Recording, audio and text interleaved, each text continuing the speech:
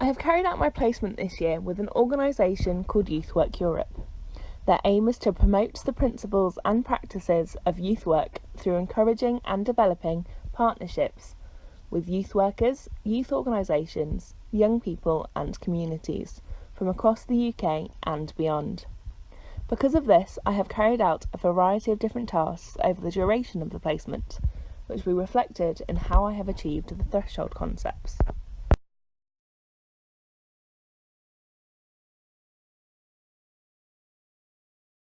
As my placement is with Youth Work Europe, I thought it was only fitting for me to take principles from the Professional Open Youth Work in Europe's Declaration of Principles.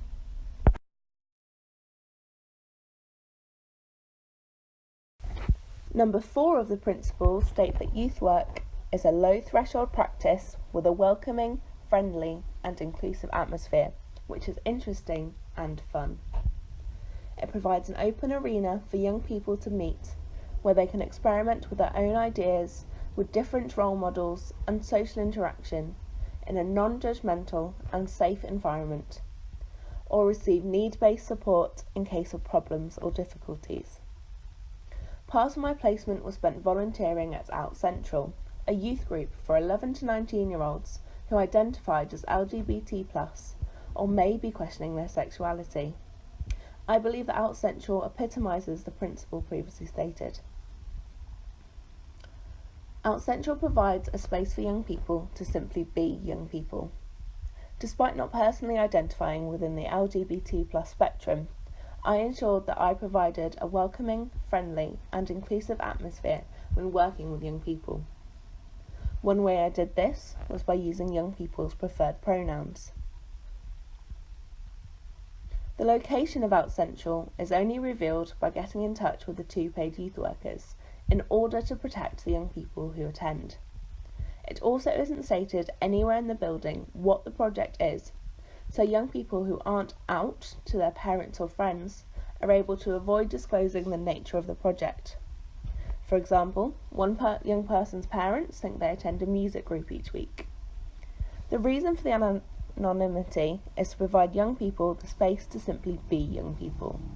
However, I am aware of the disparity between supporting young people and potentially colluding with them against disclosing to their parents or friends, which could be seen as hiding their true identity.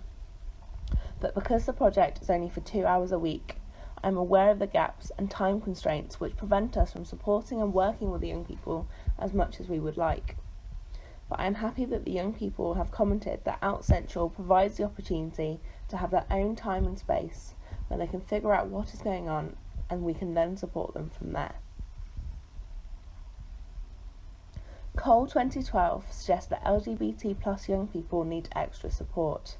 This is because they face problems and difficulties that other young people don't. Through conversations with young people, I was able to support them and provide a listening and non-judgmental ear. The project also works on the voluntary principle, another key principle of youth work, as young people choose whether or not to attend and whether or not to participate in the activities provided at the project.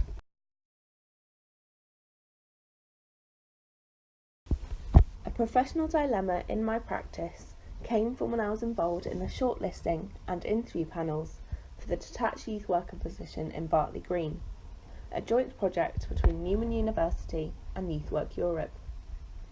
One applicant stated on their application that they knew a member of the interview panel. During the shortlisting panel, the member of the panel stated that they knew the applicant and told the panel information about the applicant's detached youth work experience that wasn't on the application. This new information supported the individual's application.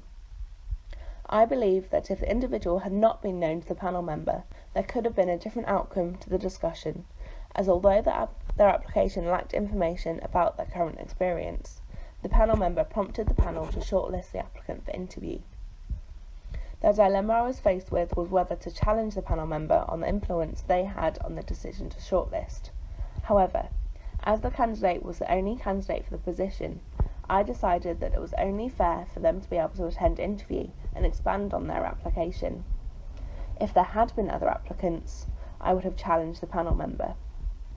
This is because I am aware that selecting and recruiting colleagues is a process, and we were under pressure from the lottery funding, who would potentially complain if we delayed the process. So we were pragmatic in saying that we have an applicant, let's interview them, instead of going through the whole application and position process again. Ideally, there would have been more applicants that applied.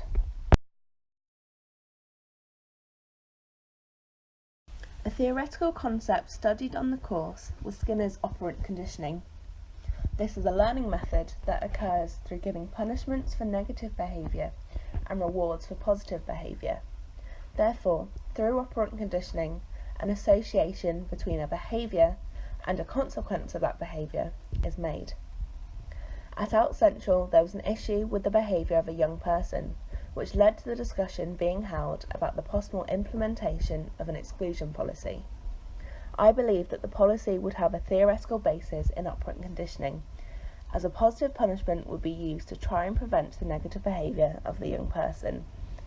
It was proposed that all young people would be made aware that if they were seen to be carrying out a negative behaviour, such as bullying another young person, acting inappropriately, or disrespecting the centre's property, then they could be excluded from attending the next session. Skinner describes that positive punishment involves the presentation of an unfavourable event or outcome in order to weaken the response it follows.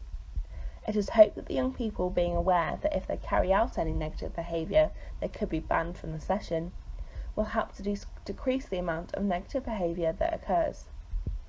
This method becomes negative punishment if the young person is banned from the session after the negative behaviour has occurred, and as negative punishment occurs when a favourable event or outcome is removed after a behaviour occurs. In this case, the individual is prevented from using the centre for a set period of time. My thoughts are contested in regards to introducing this policy at the project, as I understand the rationale that it is easy rule to implement when we only see the young people 2 hours a week, and it is never the same group of young people each week, so it would be useful to implement a rule that all young people know. However, I believe that the exclusion policy contradicts principles of youth work such as autonomy and facilitation of youth work.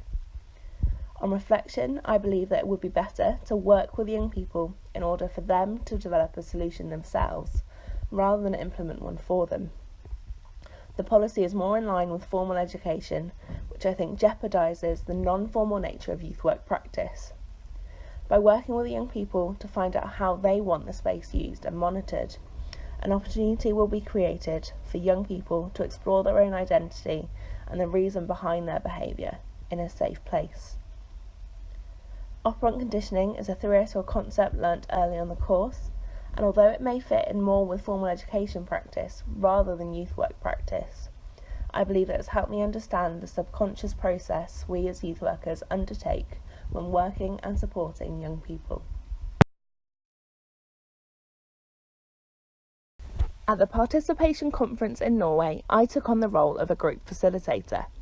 Because the group was made up from adults from Norway, Lithuania and me from the UK, the way I approached to engage with the group was different to had it been a group of young people just from the UK. The main barrier I faced when engaging with the group was a language barrier. Everyone but me had English as a second language, and the majority of the group were Norwegians who were forced to speak to each other in English even though they weren't very confident in it. I had to be aware of this barrier, especially being in Norway at the time. The group also didn't know each other before the conference. I engaged with the group by trying to learn a few basic phrases in their language. I also encouraged the less confident English speakers when they did speak English. The feedback I received was that this helped them feel comfortable in the group, so I feel it was successful.